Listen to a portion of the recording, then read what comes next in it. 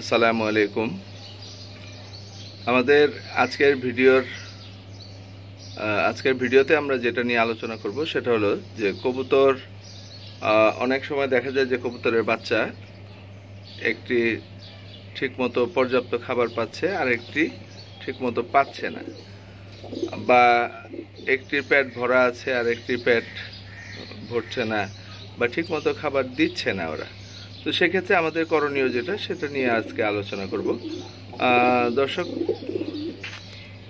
আপনারা খেয়াল করে থাকবেন যে মা পাখি যখন বাচ্চাদের নিয়ে বসে থাকে, অনেক সময় একটা বাচ্চা ভিতরে কিছুটা এভাবে ঘাপটি মেরে ভিতরে পেটের নিচে ঢুকে থাকে, আর একটি মাথা বের করে খাবার নিতে থাকে।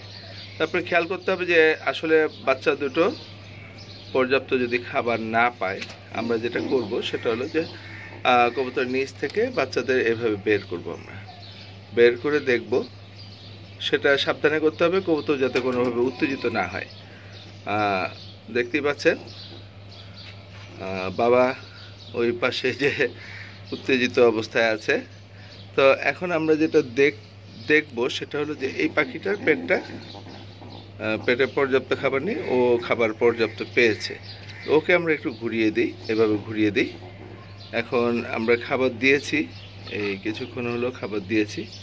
যেহেতু আমরা এখন খাবার দিয়েছি, এখন এই সময় আমরা ওকে একটু ওর মুখটা সামনের দিকে দিয়ে রাখবো, আর ওকে একটু ঘুরিয়ে দিয়ে রাখবো যাতে ওকে পর্যাপ্ত খাবার দিতে পারে।